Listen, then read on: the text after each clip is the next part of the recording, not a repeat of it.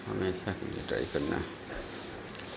Hello प्यारे विद्यार्थियों, आज हम लोगों को कक्षा 9 का एक नया टर्म्स देखना है, जिसमें जीवन की मूलभूत इकाई। अध्याय का नाम है जीवन की मूलभूत इकाई।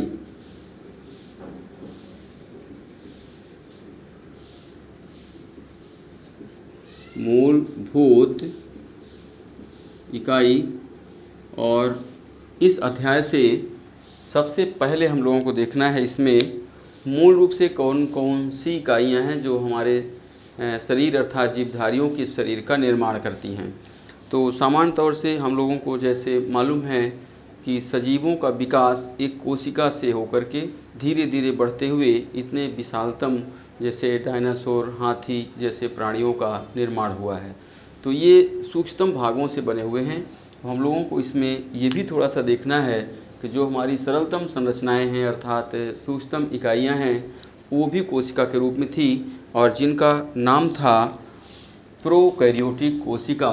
क्या नाम था इनका?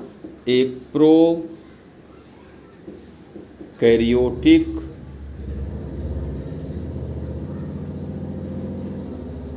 कोशिका। और दूसरी प्रकार की कोशिकाएं जो विकसित होते हुए आगे आकर के एक बड़ी कोशिकाओं का निर्माण करती हैं और एक विकसित कोशिकाओं का निर्माण करती हैं, तो उनका नाम रहता है यूकैरियोटिक कोशिका। यूकैरियोटिक कोशिका। अब इसमें से हम लोगों को ध्यान देना है कि कौन से भाग प्रोकैरियोटिक कोशिका में रहते हैं और कौन कौन से भाग यूकैरियोटिक कोशिकाओं में रहते हैं। तो ध्यान देंगे इसमें। प्रो मीन्स होता है प्रारंभिक समय में उत्पन्न होने वाली कोशिकाएं। ये कोशिकाएं सरलतम थी अर्थात इनका जो रचना था, रचना कोई कठिन नहीं थी, साधारणतया थी। जैसे देखेंगे पहले नंबर में इनका आकार छोटा होता है।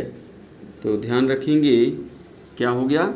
इनका आकार छोटा होता है। जबकि दूसरी तरफ जो यूकैरियोटिक कोशिकाएं होती हैं तो इनमें से पहले टर्म्स में इनका आकार बड़ा होता है। इनका आकार बड़ा होता है। तो पहला टर्म्स आपके पास में आ गया, अर्थात इनका आकार छोटा होता है। प्रोकैरियोटिक कोशिकाएं जो होंगी और जो यूकैरियोटिक कोशिकाएं होंगी इनका आकार बड़ा होता है। तो इस तरह से इनका पहला अंतर हम लोगों को समझ में आ गया। दूसरे नंबर में देखेंगे इनमें अर्थात प्रोकैरियोटिक कोशिकाओं में जितने भी कोशिकांग पाए जाते हैं उन सभी में बाहर से आवरण अर्थात मेम्ब्रेन नहीं पाया जाता है। तो इसमें क्या हो जाएगा? कोशिका में अर्थात झिल्ली विहीन कोशिकांग पाए जाते हैं।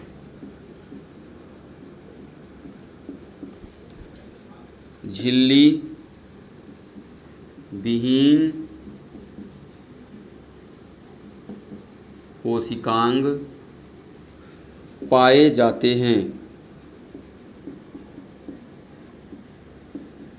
जाते हैं।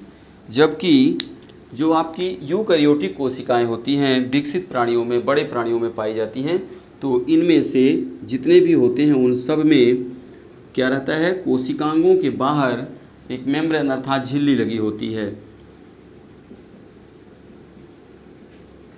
अर्थात सिंपल आप भी लिख सकते हैं झिल्ली युक्त। कैसे लिख सकते हैं इसको?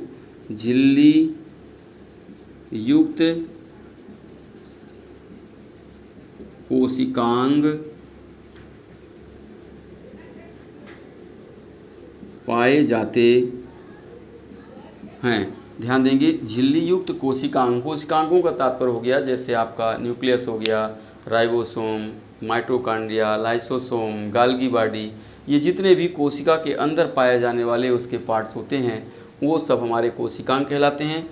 तो जो यूकैरियोटिक कोशिकाओं में कोशिकांग पाए जाएंगे उनके बाहर एक सुरक्षात्मक कवर लगा होता है, और जो प्रोकैरियोटिक कोशिकाएं होती हैं मोनेरा प्रोटिस्टा की जैसे, उनमें से कोई भी कोशिकांग झिल्ली वाले नहीं होते हैं और ये अविकसित कोशिकाएं होती हैं। तो चलेंगे हम लोग तीसरे नंबर में लिखेंगे, जो कोशिकाओं का केंद्रक होता है, तो जो प्रोकैरियोटिक कोशिकाओं का केंद्रक पाया जाता है, तो उसके केंद्रक में भी केंद्रकीय झिल्ली अर्थात कोई मेम्ब्रेन बाहर से सुरक्षात्मक आवरण नहीं पाई जाती। तो यहाँ पर क्या हो जाएगा, इसमें केंद्रक में न्यूक्लियर मेम्ब्रेन अर्थात केंद्रकीय झिल्ली मेम्ब्रेन अनुपस्थित होती है, अर्थात ये नहीं पाई जाती है। क्या होगी ये? वो अनुपस्थित होती है, नहीं पाई जाती, अनुपस्थित होती है। जबकि इधर अर्थात यूकैरियोटिक कोशिकाओं में जो केंद्रक होता है कोशिकाओं का, उसमें न्यूक्लियर मेम्ब्रेन पाई जाती है।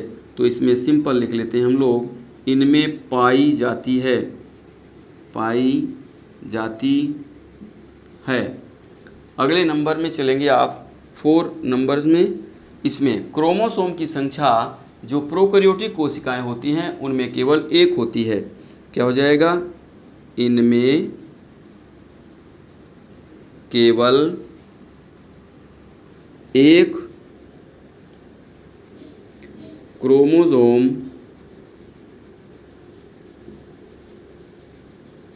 पाया जाता है। जबकि इधर इसमें क्या होगा, 1 से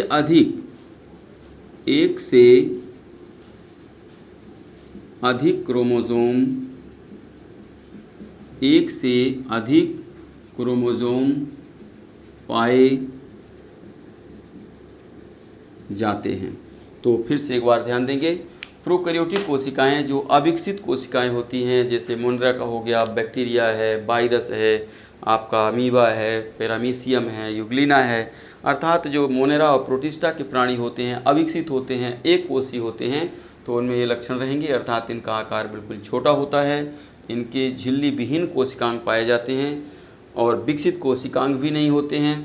केंद्रक में न्यूक्लियर मेम्ब्रेन अनुपस्थित होता है और साथ ही इनमें केवल 1 क्रोमोसोम पाया जाता है। तो इस तरह से हम लोग क्या देखते हैं कि इनमें ये पाए जाने वाले जो लक्षण होंगे ये अविकसित कोशिकाओं के लक्षण होंगे। दूसरी ओर जैसे इनमें देखते हैं यूकैरियोटिक कोशिकाओं में ये इनका आकार बड़ा होता है। दूसरा, इनके जितने भी कोशिकांग पाए जाएंगे वो सभी कोशिकांगों में क्या रहता है, झिल्ली लगी होती है, अर्थात बाहर से मेम्ब्रेन लगा होता है।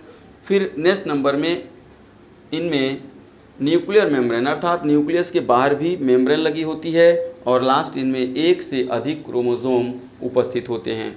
तो इस प्रकार से ये हमारे प्रोकैरियोटिक एवं यूकैरियोटिक कोशिकाओं का अंतर है, पेपर में भी पूछा जाता है। तो ये हमारी ऐसी आशा है कि आपके समझ में आ गया है और इसको भी याद रखेंगे। चैनल को सब्सक्राइब कर लेंगे। धन्यवाद।